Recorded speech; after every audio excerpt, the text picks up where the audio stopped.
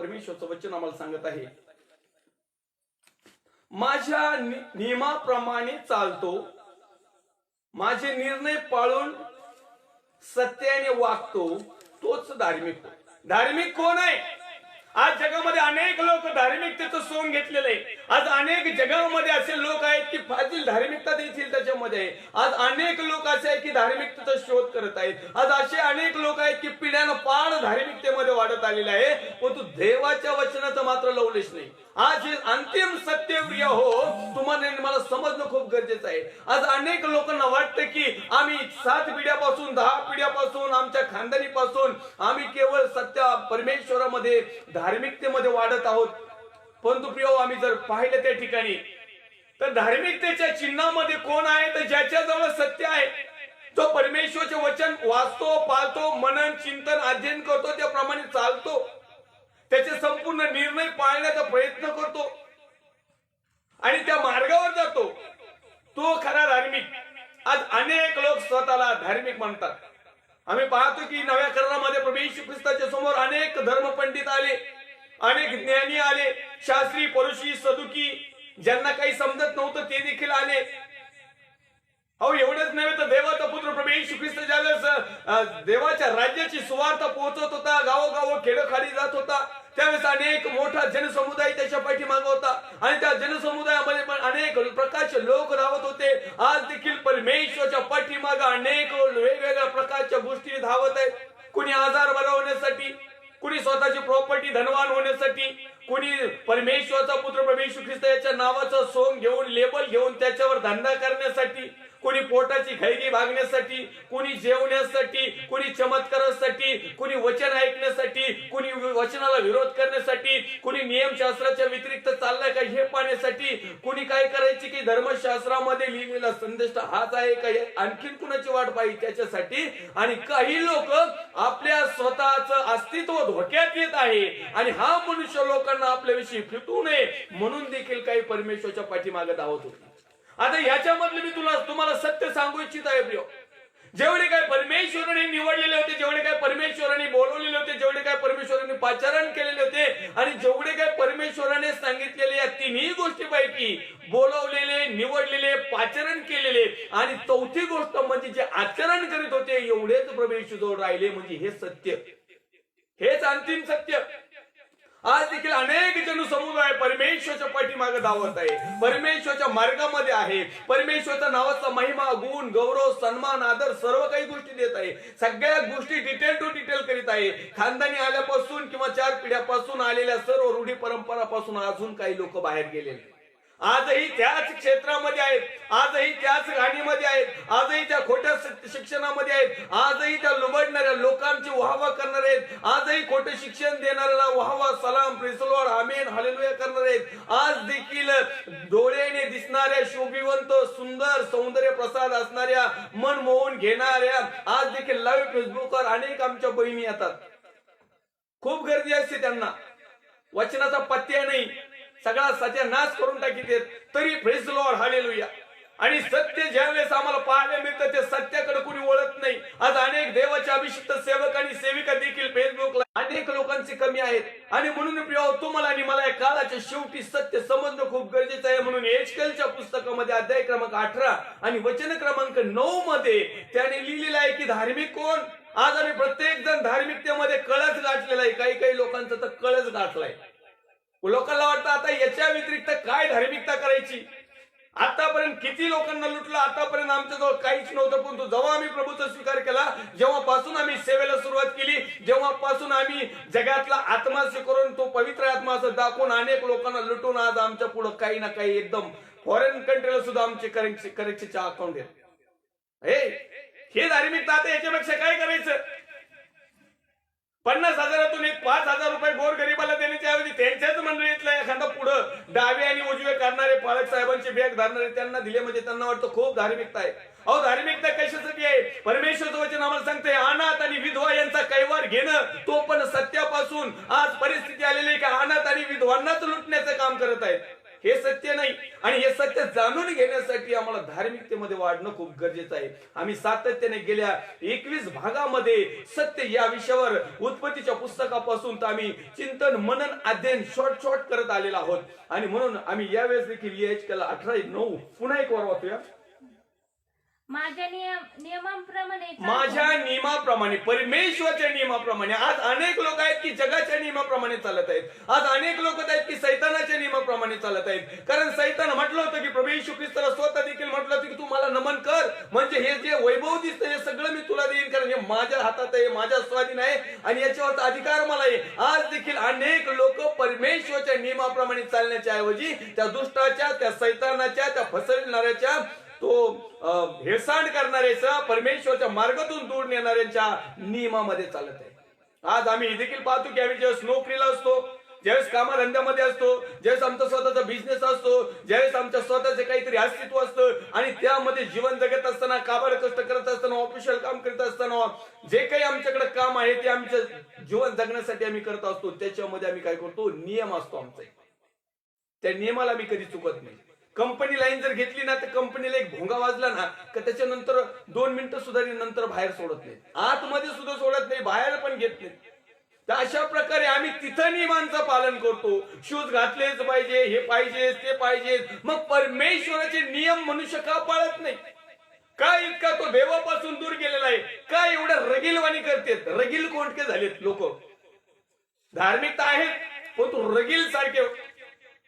आणि म्हणून तो सांगत आहे की माझ्या नियमाप्रमाणे चालतो. आम्हाला परमेश्वराच्या नियमाप्रमाणे चाललं पाहिजे, हे सत्य आहे.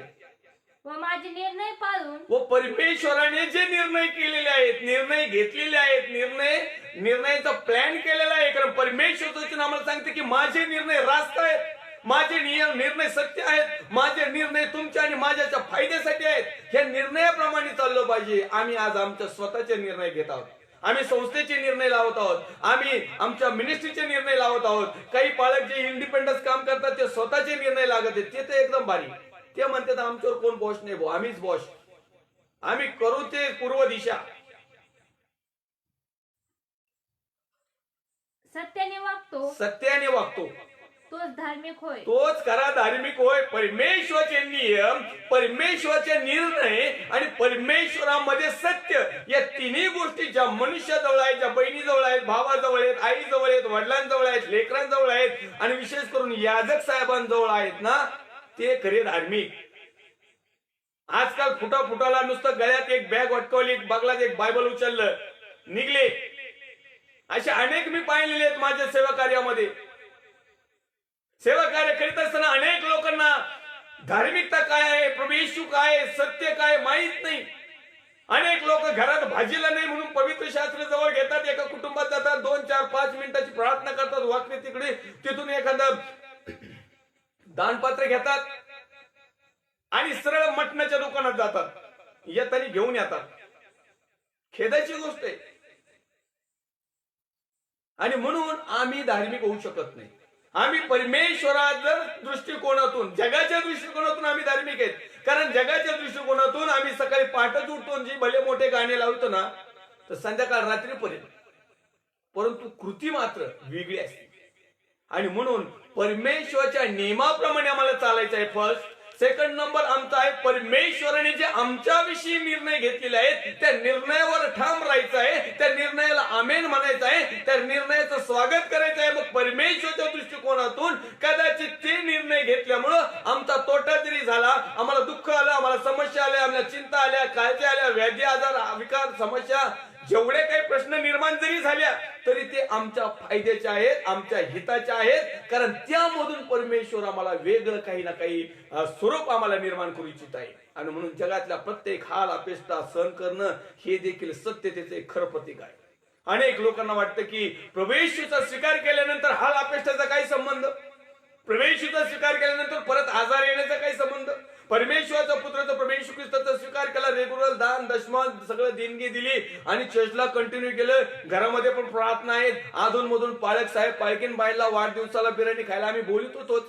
तरी आमच्या जीवनामध्ये दुःख काय यावं, समस्या काय यावं, संकट काय यावं, चिंता काय यावा, काळजी काय यावा, याचं एकच कारण आहे प्रिय हो, की ख्रिस्ती जीवन म्हणजे आशीर्वादाचं, हर्षाचं, आनंदाचं, भरभराटीचं आणि जगातलं डबुल कामवायचं नाही. आम्ही मागच्या आमच्या प्रेषित साहेबांची जर आठवण केली, शिष्यगणांची जर आठवण केली, तर त्यामधून आम्हाला हे पाहायला मिळतं की त्या एकानेही स्वतःसाठी ते जगले नाही. ख्रिस्ती जीवन हे स्वतःसाठी जगणारे जीवन नाही, हे सत्य स्वीकारा. अनेक लोकांना वाटतं की ख्रिस्ती जीवन हे आशीर्वादाचं जीवन आहे, सुखाचं जीवन आहे, आनंदाचं जीवन आहे. परंतु मी तुम्हाला प्रभू येशूचा सेवक या नात्याने तुम्हाला सांगू इच्छितो की प्रभू येशूचं जीवन हे त्यागाचं जीवन आहे, समर्पणाचं जीवन आहे, सत्यामधलं जीवन आहे, सर्व काही वनस्तंभ घेऊन वाहणारं जीवन आहे. आपल्या स्वतःचं अहित झालं तरी परमेश्वरच्या मार्गामध्ये चालणारं जीवन आहे. कुठल्याही प्रकारचा निर्णय परमेश्वरच्या वचनाप्रमाणे असावा, कुठल्याही प्रकारचे निर्णय परमेश्वरचे असावा आणि कुठलीही परिस्थिती झाली तरी सत्यापासून न बळकणारं जीवन म्हणजे ख्रिस्ती जीवन. तर म्हणायचं की माझ्यामध्ये सत्य आहे म्हणजे माझ्यामध्ये ख्रिस्त आहे. आणि म्हणून त्या ठिकाणी हेचकल म्हणत आहे की जो नियमानुसार चालतो, जो माझे निर्णय पाळतो आणि ज्याच्या जवळ सत्य आहे तोच खरा धार्मिक. आणि म्हणून प्रिय आमच्या जीवनामध्ये या तिन्ही गोष्टी असाव्यात, यासाठी आम्हाला झटणं पाहिजे. आम्ही पुन्हा एक वार एशकेलचं पुस्तक अध्याय क्रमांक 18 आणि वचन क्रमांक 21 कडे आम्ही आणखी पाहूया. आणखीन एक रेफरन्स आहे. तथापि दुष्टाने आपण केलेल्या सर्व पापांपासून परावृत्त होऊन माझे सर्व नियम पाळले आणि तो नीतीने व धर्माने वागला तर तो खात्रीने वाचेल, मरावयाचा नाही. आणखी पाहूया एशकेलचं पुस्तक अध्याय क्रमांक 18 आणि वचन क्रमांक 21. तथापि दुष्टाने आपण केलेल्या सर्व पापापासून परावृत्त होऊन माझे सर्व नियम पाळले. दुष्ट जो आहे, परमेश्वरापासून दूर गेलेला, दुष्टपणा करणारा, ठोसाठोशी करणारा, अन्यायाने मिळवणार, सर्व प्रकारचं दुष्टपण जितकं काही केलेलं आहे, तथापि दुष्टाने आपण केलेल्या सर्व पापापासून, कितीही तुमचं पाप लाखेसारखं लाल असू द्या, कितीही कसंही असू द्या, तो बर्फासारखं, लोकरीसारखं, एकदम प्रकाशासारखं चकचकीत करेल. परंतु तू या ठिकाणी म्हणताय घेऊन माझे सर्व नियम पाळले. हे कधी होते? अनेक लोकांना वाटतं की हो प्रभू येशू पापांची क्षमा करतो, प्रभू येशूचं रक्त सर्व पापापासून शुद्ध करते. येस, आमेन, करतो, 100% करतो. परंतु परत एकदा आम्ही जर त्याच गोष्टी करत बसलो तर किती वेळेस प्रभू येशू ख्रिस्ताच्या रक्तामध्ये आंघोळ करणार आहेत तुम्ही? किती वेळेस प्रभू येशू ख्रिस्ताच्या रक्तामध्ये तुम्ही तुमचे डागाळलेले वस्त्र धुणार आहेत? किती दिवस?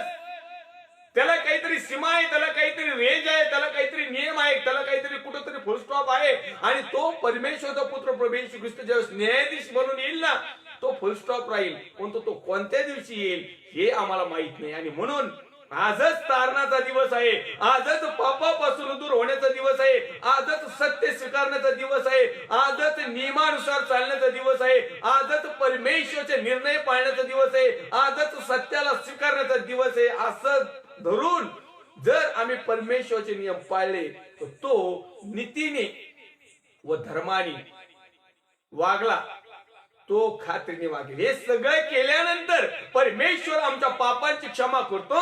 आणि मग जर तिथून पुढे आमच्या पाप संपा झाल्यानंतर नीतीने आम्हाला वागावं लागेल, अनिती करावं नाही लागणार, तोंड देखलेपणा करावं लागणार नाही, उंच नीच नाही बघावं लागणार, कुठल्याही प्रकारच्या जगाचा डामडौलाकडे नाही वळावं लागणार. नीतीने, नीट नेटकं, जसं आहे तसं. देव तुम्हाला जर देत 1000 देता येईना, 1000तच समाधान माना. देव तुम्हाला लाख देता येईना, लाखात समाधान माना. 1000 वाल्याने म्हणू नये की मला लाख रुपयेच मिळायला पाहिजे होते, त्याला लाख दिली आणि मलाच 1000 का? दादा तुला पण 1 लाख मिळतं, पण तुझं वागणं उठणं बसणार नाही ना. परमेश्वर 1000 देतो हीच मेहरबानी समजायची, नाही तर उपाशी मरतील. हे सत्य स्वीकारा. ज्याला लाख मिळाला त्यांनी लय डामडोल करू नये, कारण परमेश्वर एका दिवसात राजाचा रंक आणि रंकाचा राजा करतो. एखाद्याला राजगादीवर खाली उकांड्यावर बसवीन धुळीत, आणि एखादा धुळीत असणारा रातोरात स्टार करील. आमच्याजवळ सत्य असणं खूप गरजेचं आहे, आमच्याजवळ नीती असणं गरजेचं आहे. आम्ही धार्मिकतेने खरोखर वागले तर आम्ही खात्रीने वाचतो आणि मरायचो नाही. आत्मिक मरण तर 100% होणार नाही. जैगिकरित्या जरी मरण पावलो आणि जर देवाची इच्छा असेल तर प्रभू येशू ख्रिस्ताचं येणं जर झालं आणि तोपर्यंत परमेश्वराने जर आम्हाला जिवंत ठेवलं तर तुमची आणि माझी किती दुर्दशा होणार आहे जर आमच्याकडे सत्य नाही. आता तरी कमीत कमी समजा बॉडीने गेला, आत्म्याने हिशोब द्यावा लागणार आहे, बॉडीच्या कर्माचा हिशोब द्यावा लागणार, तो द्यावा लागणार, ते द्यावा लागणार. पण तू जिवंत असताना जर आम्ही त्या दंडामध्ये सापडलो, जिवंत असताना जर आम्ही रॅप्चर नंतर जर का सापडलो, मग मात्र आमचे हाल कुत्रे सुद्धा खाणार नाही, कुत्रे सुद्धा जवळ येणार नाहीत.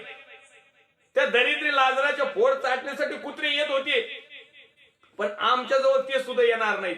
परमेश्वर त्यांना देखील तिथून आमच्यापासून दूर जाऊ दे. आणि म्हणून प्रियो, आजच वेळ आहे. देवाचा मार्ग न्याय आहे, देवाचा मार्ग सत्य आहे, देवाचा न्याय आमच्यासाठी चांगला आहे. देवाचा जो मार्ग आहे, देवाचे जे प्लॅनिंग आहेत, देवाचे ज्या संकल्पना आहेत, देवाचे जे बेत आहेत, देवाचे जे निर्णय आहेत, आमच्यासाठी सत्याचे आहेत. कारण तो सत्य आहे, तो कधी न बदलणारा देव आहे. मनुष्य बदलतो, घुरड्या सरड्यासारखा रंग बदलतो, जसं वातावरण येईल तसं. आमच्या खेडेगावाला एक सरड्याचा प्रकार आहे.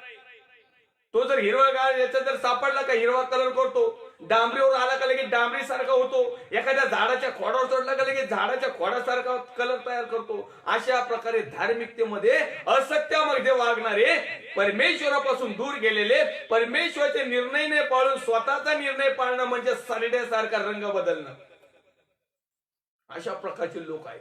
तुम्ही आणि मी त्यामध्ये नसावं.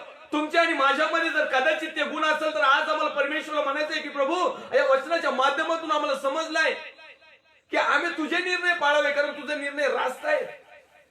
तू आम्हाला वेळोवेळी हवे त्या गोष्टी देणारा परमेश्वर आहेस. आणि म्हणून तो लिहित आहे की या ठिकाणी धर्माने वागला तर तो खात्रीने वाचेल, मरायचा नाही. तुम्हाला आणि मला जिवंतपणे मरणाचा अनुभव येणं खूप कठीण आहे. अनेक लोक मरणाचा अनुभव घेत आहेत. कशा प्रकारचं मरण? कुणी चिंता, कुणी काळजा, कुणी व्याधी, कुणी आजार, कुणी विकार, कुणी टेन्शन, कुणी ताण, कुणी दबाव, कुणी व्यसन, कुणी वासना, कुणी येडेपणात, तर कुणी प्रॉपर्टी नाही म्हणून, कुणी जास्त प्रॉपर्टी म्हणून, काहीकडे नाहीचे म्हणून. भिकारी लोक जे आता आपण हत्या करताना दिसत नाही, जे लोड हॉड लोक आहेत ना, एकदम बलाढ्य, धनात आत्महत्या करते. कारण काय? त्यांना सगळ्या प्रकारचा विपुल परमेश्वरने आशीर्वाद देऊन देखील त्यांनी परमेश्वरचा नियम उघडला नाही, परमेश्वरच्या नियमाकडे पाहिले नाही, परमेश्वरच्या निर्णयाकडे वळले नाही, परमेश्वरचा निर्णय पाळला नाही. आणि जी धार्मिकता हवी आहे किंवा जे जीवन जगताना परमेश्वराला भिवून ज्या काही गोष्टी करायच्या हव्या आहेत त्या न करता त्यांनी त्यांच्या मनाने केल्या. आणि आज त्या मनाच्या बेत फसले आणि ते बेत फसल्यामुळं नाविलाजाने अनेक लोक आत्महत्या करत आहेत. आणि म्हणून प्रिय, मरण तर शेवटी येणारच आहे. पण तुम्हाला सांगू द्या की या ठिकाणी जिवंतपणे तो म्हणत आहे की जर अशा प्रकारे जर वागत आहे तर त्याला मरणाचा अनुभव येणार नाही, किंवा तो मरणातून जीवनात पार गेलाय किंवा मरणाच्या पलीकडे गेलाय किंवा मरणावर तरी विजय मिळवला. मरणावर विजय मिळवणं म्हणजे पापावर विजय मिळवणं. कारण पाप जे आहे, पापाचं वेतन हे मरण आहे. आणि हा परमेश्वरचं वचन आम्हाला एजकेलच्या पुस्तकामध्ये 18:21 मध्ये सांगतं की तो मरणार नाही. याचा अर्थ त्याच्याकडून पाप घडणार नाही, याचा अर्थ तो पापाला रोख लावील, याचा अर्थ असा आहे की तो सत्याकडे वळेल, याचा अर्थ असा आहे की तो परमेश्वरच्या नियमाकडे वळेल, याचा अर्थ असा आहे की तो परमेश्वरचे निर्णय जाणून घेईल, याचा अर्थ असा आहे की तो खरा धार्मिक बनेल. आज आम्ही जीवन जगून जर आम्हाला धार्मिकतेचं जर लोभन लागलं नाही, अधार्मिकतेमध्ये जर आमची गणना झाली, अनीतिमानामध्ये जर आमची गणना झाली तर आमचा काही एक उपयोग होणार नाही. परमेश्वराचा पुत्र प्रभू येशू ख्रिस्त याला स्वीकारलेला आहे, सगळ्या गोष्टी झालेल्या आहेत, बाप्तिस्मा झालेला आहे, पवित्र आत्म्याने पण झालेला आहे, विश्वास पण ठेवत आहोत, अनेक लीडर पण आहेत, ब्रदर आहेत, सिस्टर आहेत, फादर आहेत, पालक साहेब आहेत, रेव्हरंड साहेब आहेत, बिशप साहेब आहेत, कॉर्डिनेटर साहेब आहेत, कर्नल साहेब आहेत, गुरुजी साहेब आहेत, फादर साहेब आहेत, आणखीन कोणते साहेब आहेत. परंतु जर आमच्या जीवनामध्ये परमेश्वरचा निर्णय जर नसेल तर आमचा काही उपयोग नाही. आमच्या सेवेचा नाही, जीवन जगण्याचाही नाही. धड इथेही अर्धी आयुष करता येईना, तिथेही करता येईना, धड जगात पूर्णपणे वागता येईना. जगाप्रमाणे जर वागायला लागलं तर लोक लगेच म्हणतात, पाळत साहेब, अहो तुम्ही हे लोक, आम्ही जगातले, तुम्ही तर देवाची लोक आहेत, धड तिथेही काही करता येईना. परमेश्वराच्या वचनामध्ये पूर्णपणे चालवतात, तिथेही कोणी दानपात्र देत नाहीत. मग काय आम्ही काय उपाशी मारायचं का? आम्ही काय भीक मागायचं का? बाळासाहेब साहेब, मग तुम्ही सांगताय खरं आहे, पण तू वागण्यासाठी खूप कठीण आहे, क्रियाशील खूप कठीण आहे, कार्यात आणायला खूप कठीण आहे. काहीच कठीण नाही. मी 21 वर्षापासून मध्ये एक गोष्टीमध्ये आहे आणि एकही गोष्ट याच्यातली कठीण नाही. जर आम्ही सत्यामध्ये समर्पित आहोत तर देवाने आम्हाला सगळ्या गोष्टी दिलेल्या आहेत. 2 हात, पाय, कान, डोळे, नाक, संपूर्ण शरीर जर आम्हाला कंप्लीट दिलेलं आहे आणि जर आम्ही स्वतःहून जर काम करून जर सेवा करीत आहोत, आमेन, प्रेज लॉर्ड. माझी इच्छा अशी नाही किंवा असं माझं म्हणणं नाही किंवा असं माझं प्रेस नाही, फोर्स नाही की तुम्ही काम करूनच सेवा करा. ज्या पद्धतीमध्ये प्रभू येशू ख्रिस्ताने तुम्हाला समर्पित केलेलं आहे त्या परमेश्वराच्या नियमानुसार चला, परमेश्वराचे निर्णय रास्त पाळा आणि खरी धार्मिकतेमध्ये घुसा. तुम्हाला रात्रीचे झोपत असताना लोक दरवाजा उघडून तुमच्या दारात टाकतील. जरी तुम्ही दरवाजाने न उघडला ते दारात ठेवून जातील. पण आम्ही दमच काढीत नाही, तर आम्ही निर्णयच पाळीत नाही, तर आम्ही आमचा निर्णय घेतो. आम्ही निमेराच्याला त्यांचे दार उघडायला जातो. काही भेटेल का? परमेश्वराला आमची काळजी पाहिजे. जर आम्ही परमेश्वराच्या नियमाप्रमाणे चालतोय, परमेश्वराचा निर्णय पाळतो, परमेश्वराच्या दृष्टिकोनातून आमच्यामध्ये जर सत्य आहे तर आमची काळजी घेण्याचं काम आमचं नाही. तुम्ही मोकार चिंता काळजा करून तुमच्या आयुष्याची दोरी हातभर वाढवण्यास कुणी समर्थ नाही. मग का? परमेश्वराला त्याचं काम करू द्या.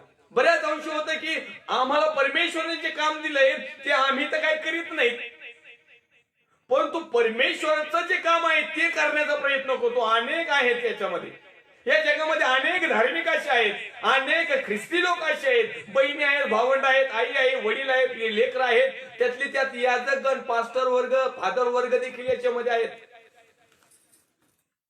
खेदाची गोष्ट आहे.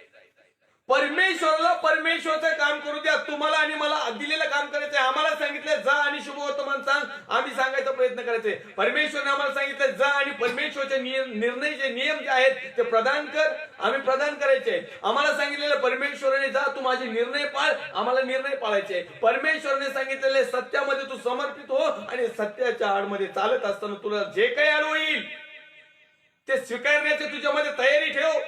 उपास मार, चिंता जेवढे काही असतील. आम्ही जर जुन्या करारामध्ये किंवा आम्ही नव्या करारामध्ये देवाच्या प्रिय सेवकाच्या बाबतीत जर सेवेच्या बाबतीत पाहिलं, त्यांच्या जीवनाच्या बाबतीत पाहिलं, त्यांच्या धार्मिकतेमध्ये जर पाहिलं, त्यांच्या निर्णयामध्ये पाहिलं, त्यांच्या नियमामध्ये जर पाहिलं तर निश्चित अर्थाने त्या लोकांनी त्यांचं समर्पण केले.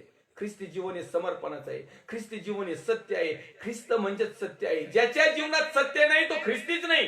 तो ख्रिस्तीच्या नावाला धब्बा आहे, प्रभू येशूच्या नावाला कलंक आहे, डाग आहे. तो म्हणतो असे लोक तुमच्या ताटात जेवतात परंतु ते कलंक येतं, कंकर बारीक बारीक दगड बिर्याणीत लागत ना, असे छोटे छोटे, ते दाताखाली आल्यावर अख्ख्या बिर्याणीचा वाटोळ करून टाकते, छोटस असतो.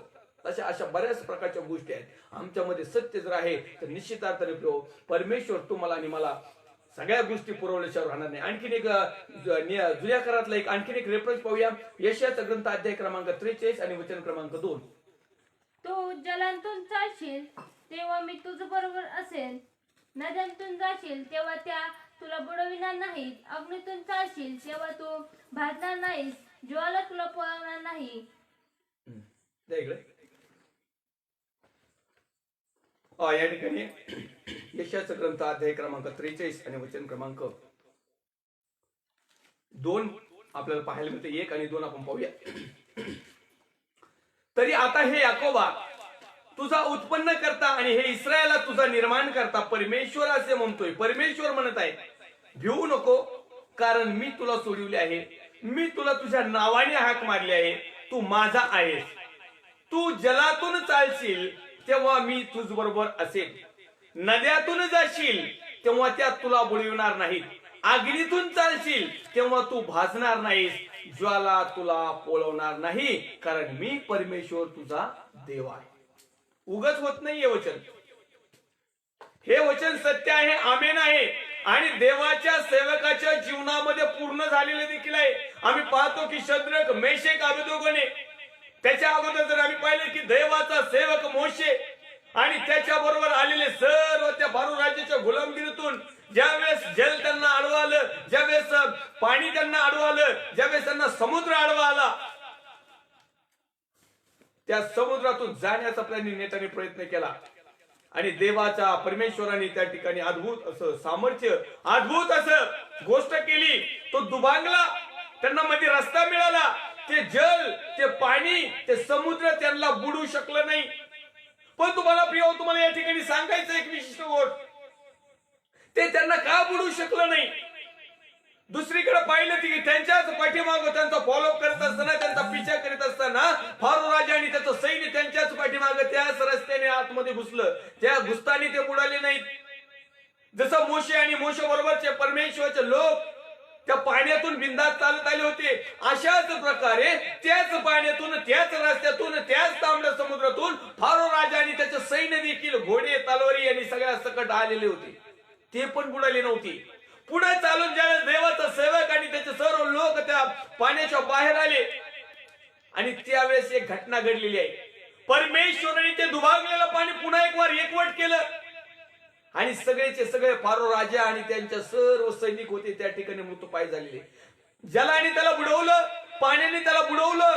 परंतु एकीकडे जर पाहिलं तर मोशे आणि मोशे बरोबरच्या लोक त्याच पाण्यातून आलेला असताना परमेश्वरने त्यांना बुडवलं नाही, पाण्याला ऑर्डर केली. हे कशावरून झालं? देवाचा सेवक मोशे याने परमेश्वराचे नियम, परमेश्वराने सांगितलं जा आणि माझ्या लोकांना त्या गुलामगिरीतून सोडवण्यासाठी तू तयार हो.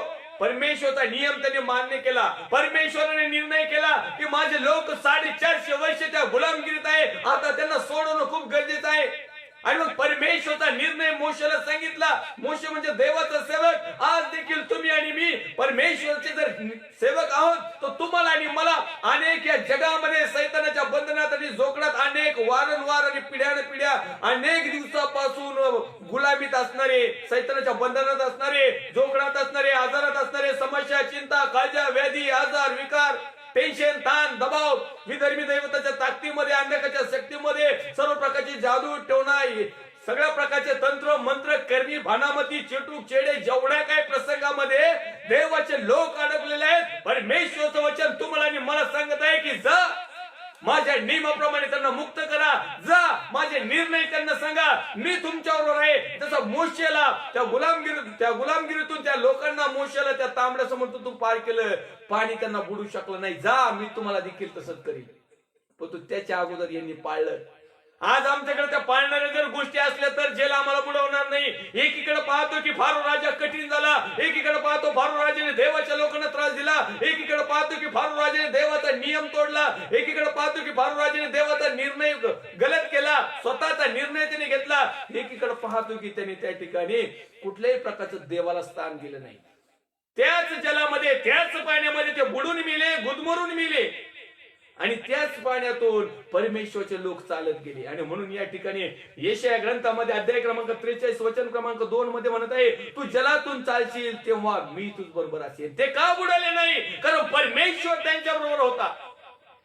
फारो राजा आणि त्याचे सैन्य का बुडवले? कारण परमेश्वर त्यांच्या बरोबर नव्हता. त्यांच्या बरोबर दुष्ट होता, कठीणपणा होता, हट्टी होता, सगळ्या प्रकारचं कुकर्म त्यांच्याबरोबर होतं आणि म्हणून त्या पाण्यामध्ये ते बुडाले.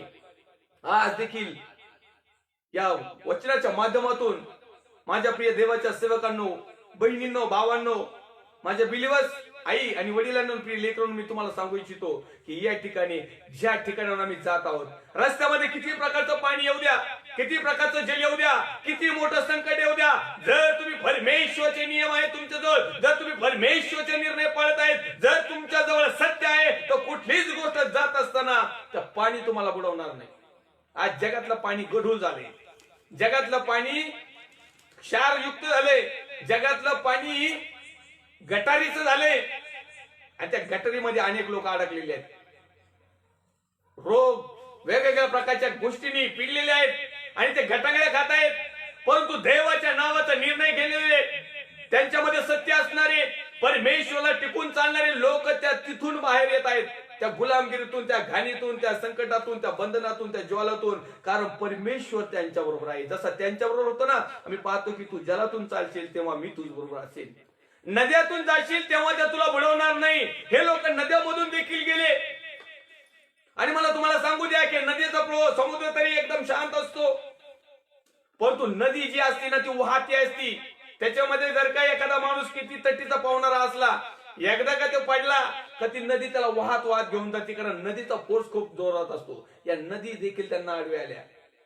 काही झालं नाही. आम्ही पाहतो की देवाचा सेवक एलिया आणि त्याच्याबरोबर त्याचा जोडीदार सहकारी देवाचा सेवक अलिशा, ज्यावेळेस परमेश्वराने एलियाला स्वर्गामध्ये घेतण्यात आलं आणि एलियाचा जगा त्या एलियाने घेतला आणि तो एलिया ज्यावेळेस आला तर त्याला नदी आडवी आली. नदी 100% त्याला वाटलं कदाचित त्याच्याजवळ देवाचा अभिषेक नसता, देवाचं सामर्थ्य नसतं, देवाने दिलेली गिफ्ट नसती, देवाने केलेला निर्णय नसता, देवाने दिलेले नियम जर नसते, त्याच्यामध्ये जर सत्यता नसती, त्याच्यामध्ये जर धार्मिकता नसती, त्याला जर काही माहिती नसतं तर 100% एलियाचा जागा जरी असता तरी बुडाला असता.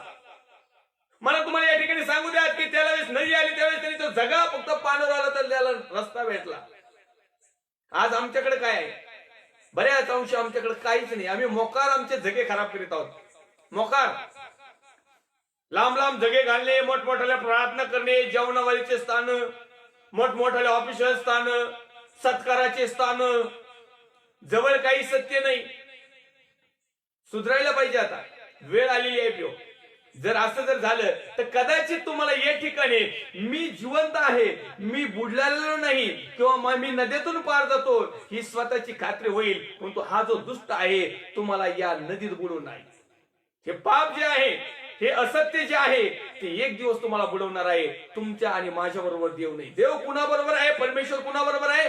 ज्याच्या बरोबर सत्य आहे त्याच्या बरोबर. तो पुढे तो म्हणत आहे आगीतून चालशील तेव्हा तू भाजणार नाही, ज्वाला तुला पळवणार नाही, कारण मी परमेश्वर तुझा देव आहे. शद्रक मेशक अबेदनगो या तिन्ही देवाचे महान सेवक ज्यावेळेस त्या राजाने फरमान काढलं आणि त्याने सांगितलं की या मूर्तीला नमन करावंच लागेल, आणि ज्यावेळेस त्यांच्याकडे परमेश्वरचा नियम माहित होता, परमेश्वरने सांगितलं की तुझा एकच देव आहे परमेश्वर, त्याच्या व्यतिरिक्त जगामध्ये दुसरा कोणी परमेश्वर नाही, मूर्ती नाही, फोटो नाही, फोटोग्राफी नाही, कुठल्या प्रकारची आकृती नाही. त्याला नमन करू नको, त्याला भजू नको, त्याचं भजन पूजन कीर्तन करू नको. त्यांना परमेश्वरचा नियम माहिती होता. दुसरी गोष्ट, त्यांनी त्या राजाची आज्ञा मोडली आणि त्या राजाचा दंड होता की यांना अग्नीच्या दगदगीच्या भट्टीमध्ये टाकून द्यानं. त्यांना माहिती होतं की आमचा परमेश्वर आमच्या बाजूने, आमचा परमेश्वर आमच्या जवळ आहे, आमचा यहोवा आमच्यामध्ये आहे. परमेश्वरने जर तांबड्या समुद्रामधून जर काढलंय, परमेश्वरने जर त्याच्या लोकांना बुडू दिलं नाही, परमेश्वरने जर त्यांना चटके बसू दिले नाही, तर आज आमचा परमेश्वर जिवंत आहे. कारण आम्ही त्या जिवंत परमेश्वराचे जिवंत उपासक आहोत. जो सत्य होता, जो आहे आणि जो येणार आहे, त्याचे आम्ही सत्य उपासक आहोत. आणि मग त्यांच्या जवळ निर्णय होते, नियम होते, सत्य होतं आणि ते कुठल्याही परिस्थितीला समोर जाणारे होते. भित्रे नव्हते. देवाचे सेवक भित्रे नसतात. देवाचे सेवक खंबीर असतात, कारण देव त्यांच्याबरोबर आहे. ज्यांच्याजवळ सत्य आहे ना ते खंबीर असतात. देवाच्या सेवकाच्या नावाचे लेबल भरपूर लोक लावून मोकळे झालेले आहेत, लय मोठमोठे स्टार झाले. देवाचं नाव घेतल्याने, देवाचं नाव सांगितल्याने, देवाचं नाव जवळ असल्याने आणि खूप काही लय मोठं असल्याने आमचं तारण झाले असं गृहीत चुकून धरू नका. आम्ही मरणार नाही अशी खात्री करू नका. तुम्ही तर रोज आणि रोज मरत आहात. जर तुमच्या जीवनामध्ये नियम, निर्णय आणि परमेश्वरचं सत्यता जर नसेल, आणि मागील 21 भागामध्ये आम्ही अनेक प्रकारच्या गोष्टी पाहिल्या की सत्य आमच्यापर्यंत कोणत्या कोणत्या पद्धतीने हवाय, या जर गोष्टी नसतील तर निश्चित अर्थाने आम्हाला त्याची झळ पोहोचल्याशिवाय राहणार नाही. आणि म्हणून आम्ही पाहतो की त्या ठिकाणी शद्रक, मेशक, अबेदनगो यांना भट्टीत टाकण्याच्या अगोदर त्या राजाने फरमान काढला. एवढे काय उद्दाम आहेत, एवढं काय आहे यांच्याकडे, एवढे सगळे लाखो लोक या मूर्तीला नमन करत आहे, आणि हे तिघच कोण असे आहेत, यांच्याजवळ असं काय पॉवर आहे, यांच्याजवळ असं काय सामर्थ्य आहे, यांच्या बाजूने कोण लढणार आहे, कोण तो परमेश्वर, कोण तो यहोवा यांना अग्नीच्या भट्टीतून सोडू शकतो का? आणि म्हणून त्याने काय केलं, रेग्युलर भट्टीपेक्षा त्याने 7 पट भट्टी जास्त तापवली आणि या तिघांना तिथे घेऊन गेली. अक्षरशः त्या ठिकाणी वचन आम्हाला सांगतंय की जे घेऊन गेले ना, त्यांनी पाय घोष जगे घातले होते, त्यांची ते आग्ने ढकलून द्यायचे, आग्ने फायरचे कपडे घातले होते, पण ते ढकलणारे इकडं वाफा लागले, त्यांना जळाले ते. आणि या तिघांना टाकून दिल्यानंतर या तिघांमध्ये परमेश्वर होता.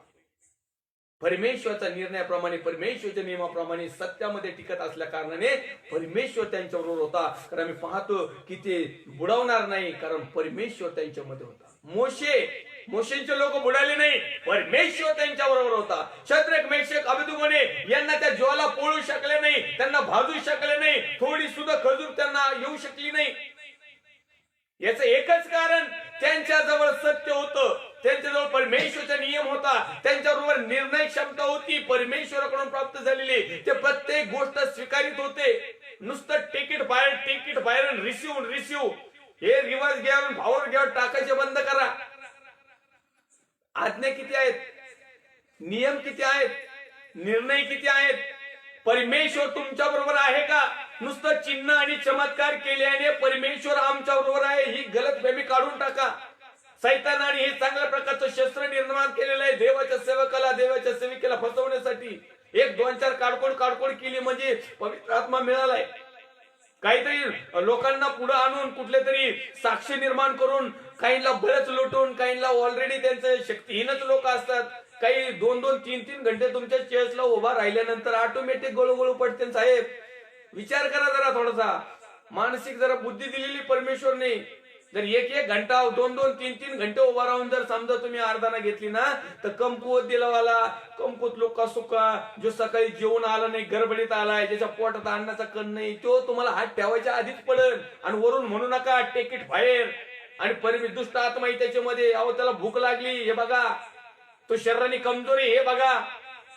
याच्यावरून आमच्याजवळ सत्य असं नाही. याच्यामुळं आम्हाला समजत नाही की देव आमच्या बरोबर आहे. देव आमच्या बरोबर आहे किंवा ह्या गोष्टी जर आहेत, तर पहिली गोष्ट आमच्यामध्ये सत्यच हवंय.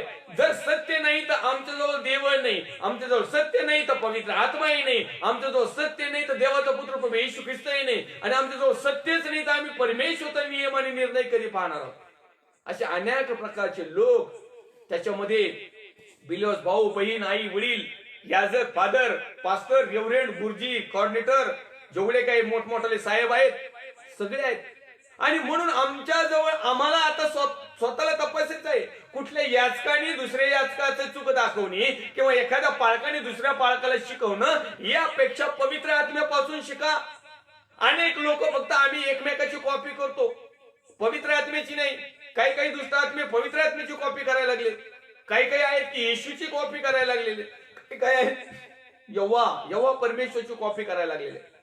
काहीतरी कुठंतरी घ्यायचं आणि लोकांना भुलताप द्यायची. ही प्रिय आता वेळ नाही.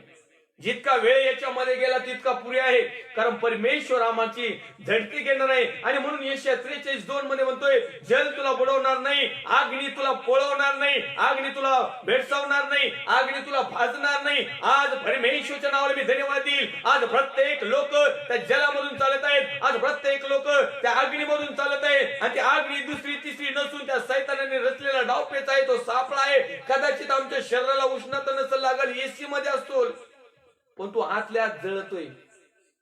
एसी मध्ये खुर्चीवर बसलाय, पगार भरपूर आहे, पण तू चिंता, काळजा, व्याधी, टेन्शन, ताण, दबाव, सगळ्या प्रकारचे कुठल्याच प्रकारचा आशीर्वाद नाही. नुसतं पैशाला काय साठी त्या एसी मध्ये बसूनच तिथं कुठंतरी लटकतो तो. याचा अर्थ काय?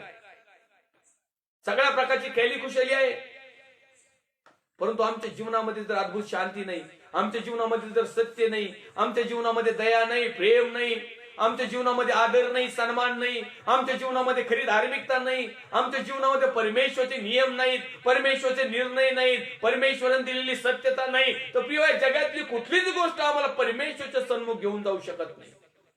जर आमच्याजवळ सत्य आहे, सत्य तुला समजल आणि सत्यच तुला बंधमुक्त करेल. आज अनेक लोक बंधनात आहेत, गुलामीत आहेत, जोखडामध्ये आहेत, बेड्यामध्ये आहेत, तुरुंगामध्ये आहेत.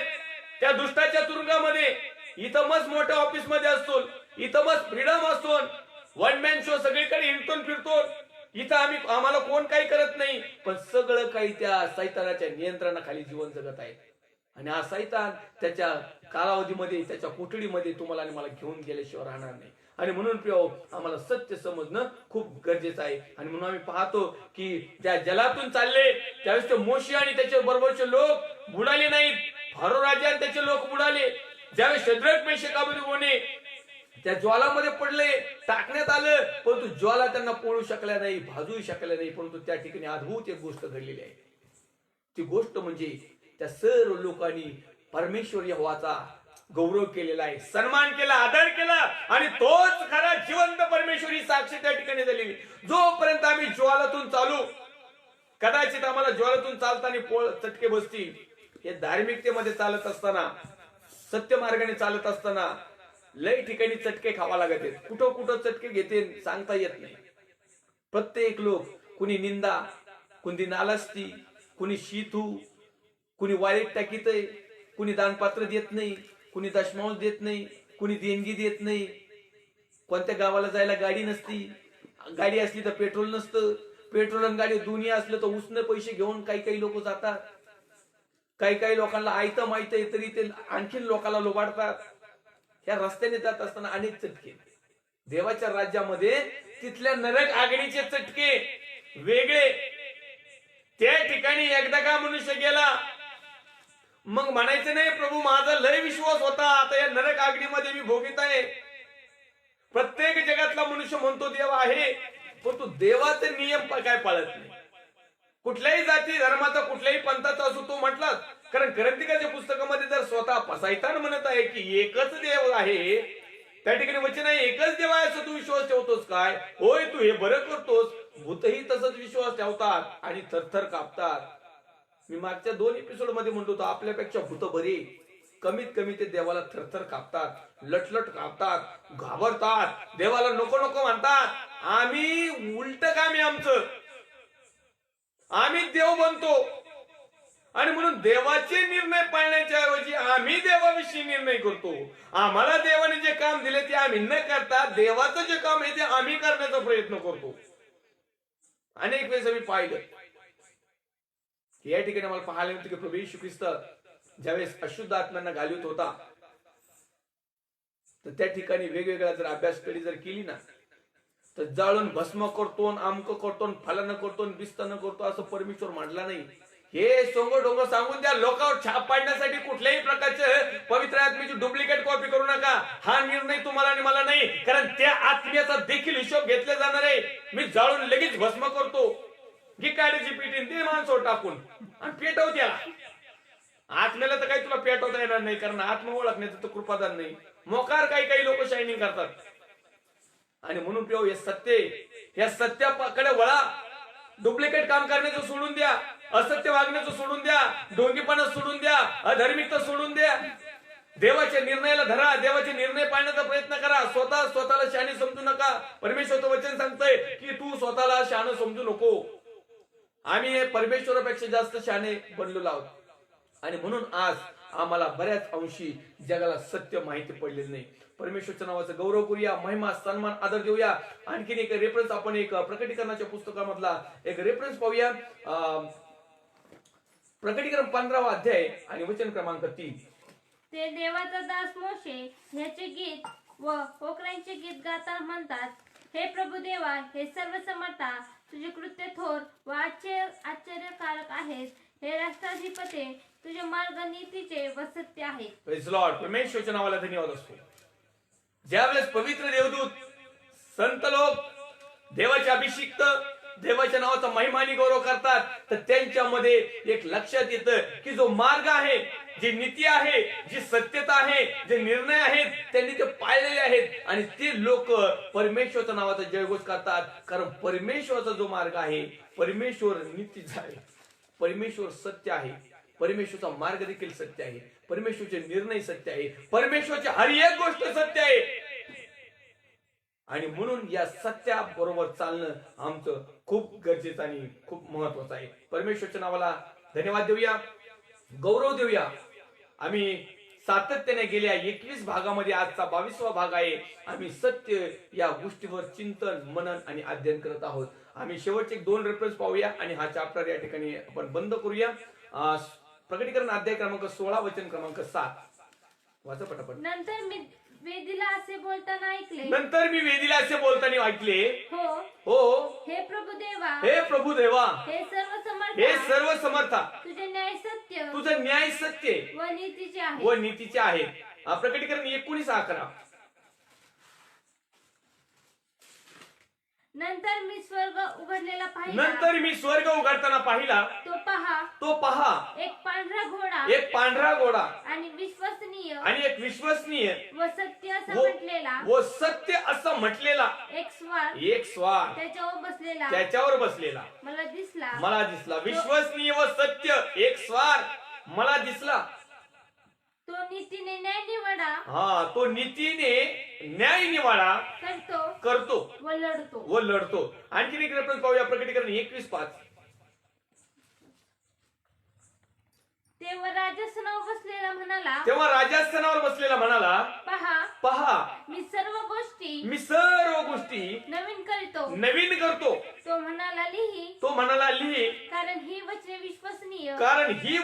विश्वसनीय व सत्य आहे व सत्य आहेत. आणि म्हणून माझ्या प्रिय देवाच्या सेवकांनो, अभिषिक्त सेवकांनो, माझ्या बिलवर्स भावांनो, बहिणींनो, आई आणि वडिलांनो आणि प्रिय लेकरांनो, मी प्रभू येशू ख्रिस्ताचा सेवक, प्रभू येशू ख्रिस्ताचा पुत्र या नात्याने मी तुम्हाला सांगू इच्छितो की परमेश्वराचे जे वचन आहेत नियमशास्त्रामध्ये, पवित्र शास्त्रामध्ये, ते वचन सत्य आहेत, ते विश्वसनीय आहेत, ते स्वीकारण्यास योग्य आहेत, ते रास्त आहेत आणि ते सर्व प्रकारचे नीतीचे आहेत, सर्व प्रकारचे पवित्र आहेत, सर्व प्रकारचे सत्यामधले आहेत, सर्व प्रकारच्या गोष्टीमध्ये ओळखण्याचे बुद्धीचे आहेत, सगळ्या प्रकारच्या आत्मिक आहेत, सगळ्या प्रकारच्या ज्ञानाने गुणसंपन्न आहेत, सगळ्या प्रकारच्या गोष्टी त्या वचनामध्ये दडलेल्या आहेत. आणि म्हणून मी पुन्हा एक वार प्रभू येशूचा सेवक या नात्याने मी तुम्हाला विनंती करू इच्छितो की आता जगाकडे पाहण्याचं सोडून द्या, पालक साहेबांकडे पाहण्याचं सोडून द्या, फादर साहेबांकडे पाहून सोडून द्या. जेवढे काही देवाचे अभिषिक्ता असू नाही तर बिगर अभिषिक्ता असू, नाव घेतलेले असू नाही तर टोपण नाव घेतलेले असू, डुप्लिकेट असू नाही तर ओरिजिनल असू, यांच्या कुणाकडेच पाहू नका, तर देवाच्या वचनाकडे पहा. परमेश्वराच्या पवित्र शास्त्रामध्ये, नियमावलीमध्ये जे काही लिहिलेलं आहे, हा नियमशास्त्राचा ग्रंथ सदैव तुमच्या मुखी असू द्या, तुमच्या बाहेर अडकलेला असू द्या. तुम्ही चालता, उठता, बसता, निसता, मार्गस्थ असताना हर समाला परमेश्वराच्या वचनामध्ये राहा. आणि स्तोत्र एक प्रमाणे धन्य तो पुरुष जो दुर्जनाच्या मुसलतीने चालत नाही, पापी जनाच्या मार्गात नाहीत नाही आणि धर्मनिंदकाच्या बैठकीत बसत नाही. अहो रात्रंदिवस नियमशास्त्राचं अध्ययन करतो, ते नियम पाळतो, निर्णय पाळतो, परमेश्वराचं सत्य स्वीकारतो, त्यामधून चालतो, तो धन्य. त्याच्यावर मरणाची सत्ता चालणार नाही, तो खरा धार्मिक. आणि म्हणून सगळ्यात ग्रहणीय उत्तम आम्ही केवळ 22 भागामध्ये सातत्याने सत्य या विषयावर शिकलो. आणि मी तुम्हाला पुन्हा एक वार देवाचा सेवक मी या ठिकाणी सांगू इच्छितो की नियमशास्त्रामध्ये ते आम्हाला सत्य माहिती पडलेलं आहे. याहीपेक्षा आणखीन काही सत्य परमेश्वर कदाचित तुम्हाला तुमच्या स्टडीनुसार, तुमच्या पाचरणानुसार किंवा देवांच्या पवित्र आत्म्यानुसार आणखीन रेफरन्स देऊन तुम्हाला हा विषय आणखीन मजबूत शिकू शकतो आणि खरोखर त्याच्या नावाचा महिमा आणि गौरव करू शकतो. देव सार्वभौम आहे, तो कधी न बदलणार आहे. आकाश आणि पृथ्वी नष्ट होईल, परंतु देवाने दिलेला काना आणि मात्रा रद्द होणार नाही. आणि म्हणून मी तुम्हाला विनंती करतो की देवाच्या वचनाकडे वळा, सत्याकडे वळा, खऱ्या निर्णयाकडे वळा, खऱ्या नियमाकडे वळा. परमेश्वराच्या सर्व गोष्टीमध्ये विशेष करून देवाचं गौरव करीत असताना, चिंतन मनन अध्ययन करीत असताना, सेवा करीत असताना, विश्वासाचं जीवन जगत असताना, माझी आई वडील भाऊ बहीण सर्व प्रकारचे लेकर परमेश्वराच्या नावाचं गौरव करीत असताना एकच लक्षात असू द्या की परमेश्वर सार्वभौम आहे, तो कधी न बदलणार आहे. आणि त्याचा नियम आमच्यासाठी सर्वात महत्वाचा आहे, कारण तो म्हणत आहे शेवटच्या काळाने मी ज्या वेळेस परमेश्वराचं हे करणार आहे तो अग्नीने नाश करणार आहे. आणि शेवटच्या काळात जे वचन दिलेलं आहे त्या वचनाप्रमाणेच आमचा न्याय होणार आहे. मग आम्ही त्या वचनाला किती तोडलं, किती मोडलं, किती डुप्लिकेट सांगितलं, किती ओरिजिनल सांगितलं, किती त्याच्याप्रमाणे चाललो, किती त्याच्या विरोधात चाललो, किती त्या वचनाचा पार अमनोश केला, किती त्या वचनाला धरून आमचा फायदा करून घेतला, किती त्या वचनाला धरून आम्ही पोटाची खळगी बघितली, या सर्वांचा हिशोब आम्हाला परमेश्वर वचनाच्या माध्यमातून वचनानेच घेणार आहे. आणि म्हणून कृपया मी विनंती करेल प्रभू येशू ख्रिस्ताचा सेवक या नात्याने की तुम्हाला आणि मला परमेश्वराच्या पवित्र शास्त्राप्रमाणे आचरण करणं हेच सत्य आहे आणि हे अंतिम सत्य आहे. आणि हे पेटीत जाईपर्यंत करावं. जोपर्यंत आमच्यासाठी पेटी तयार होत नाही, जोपर्यंत देवाचा पुत्र प्रभू येशू ख्रिस्त सार्वकालिक वैभवाने रॅप्चर साठी येणार नाही, तोपर्यंत तरी किमान, आणि जे त्याच्यातून उरतील त्यांनी परमेश्वरापर्यंत त्या पिढीनंतर देखील शेवटपर्यंत मरणापर्यंत विश्वासू जीवन जर जगलं, मरणापर्यंत हे नियमशास्त्राप्रमाणे जर जगलं, तर निश्चित अर्थाने पुढील मरणाचा अनुभव आम्हाला येणार नाही. आमच्यासाठी सार्वकालिक जीवनाचे द्वार आजपासूनच खुले होतील. परमेश्वरच्या नावाला मी धन्यवाद देईल, सन्मान देतो, आदर गौरव देतो. देवाच्या सर्व अभिषिक्त सेवकांचं, सेविकांचे, माझ्या बिलिव्हर्स भावांचं, बहिणींचं, आई वडिलांचं, प्रिय लेकरांचं मी हार्दिक स्वागत करतो. आणि खरोखर प्रभू येशू ख्रिस्ताच्या नावामध्ये मी तुम्हाला सत्यामध्ये समर्पित व्हावं म्हणून अशी आग्रहाची नम्र विनंती करतो. पुन्हा एक वार आपल्या प्रत्येकाचं मी आभार मानतो. आणि या ठिकाणी आम्ही सत्य भाग 22 थांबणार आहोत. आणि पुढच्या लाईव्ह सेशनला आपण दान, दशमांश, देणगी, अर्पण जेवढं काही मिळवण्याचं साधन आहे या गोष्टीविषयी चिंतन, मनन आणि अध्ययन पवित्र शास्त्राच्या उत्पत्तीपासून तर प्रकटीकरणाकडे पाहणार आहोत. पुन्हा एक वार प्रत्येकाला प्रेज द लॉर्ड सलाम. एक छोटीशी प्रार्थना करूया. पवित्र तोर सेनाधीश दे बाबा, जसे आहोत तसे तुझ्या पवित्र हातामध्ये येतो. प्रभू येशू ख्रिस्ताच्या प्रेमळ आणि सामर्थ्यवान नावात, सत्य नावामध्ये आम्ही तुझी स्तुती करतो. आतापर्यंत 22 भागामध्ये तू आम्हाला चालवलंस. या 22 भागाचं केवळ सांगण्यासाठी, ऐकण्यासाठी नव्हे, तर परमेश्वर देवा आम्ही दोघांनी मिळून तुझ्या वचनाप्रमाणे चालण्यासाठी तू आम्हा प्रत्येकाला सहाय्य आणि मार्गदर्शन कर. आणि तुझ्या नावाचा महिमा आणि गौरव करून घे. आजच या वेळेपासून आम्हाला सत्यामध्ये समर्पित कर. आम्ही प्रार्थनेत आठवण ठेवतोय असं मला आमच्या भारत देशासाठी, महाराष्ट्र राज्यासाठी, आमच्या महाराष्ट्र राज्याचे मुख्यमंत्री माननीय उद्धवजी साहेब, त्यांचे सर्व सहकारी, सर्व पोलीस डिपार्टमेंट, सर्व डॉक्टर डिपार्टमेंट, सर्व नर्सेस, सर्व प्रकारचे सेवाभावी संस्था, सर्व प्रकारचे सफाई कामगार, वैयक्तिक लोक, देवाचे अभिषिक्त सेवक, सेविका, विश्वासणारे भाऊ बहीण, आई वडील, प्रिय लेकर आणि जगातला सर्व जनसमुदाय जे आज तुझ्याकडे सत्याकडे वळू इच्छित आहे, त्या प्रत्येकसाठी मी विनंती करतो, येणाऱ्या सर्व दिवसामध्ये सर्व प्रकारच्या नियमामध्ये, निर्णयामध्ये आणि तुझ्या सत्यामध्ये चालावं अशी तू कृपा कर. जे बंधनात, जोखडात, आजारात, विकारात, समस्या, चिंता, काळजा, आर्थिक परिस्थितीमध्ये ज्याही समस्यामध्ये आहेत, येशूच्या नावात त्यांच्या समस्या सुटल्या जाऊ दे. आणि त्यांनी प्रत्येकाने तुझ्या नावाचा महिमा आणि गौरव करावा अशी साक्ष त्यांच्यामध्ये निर्माण कर. जसे आहोत तसे तुझ्या पवित्र हातामध्ये येत. ख्रिस्त येशू जो होता, जो आहे आणि जो येणार आहे, त्याच्या पवित्र गोड सामर्थ्यवान नावात मागतो, स्वर्गीय पिता होय. आमेन. प्रवेश रक्त की जय, प्रवेश रक्त की जय, प्रवेश रक्ताचा आज जयकार असो. Amen, amen, amen. Praise the lord. God bless you. Thank you.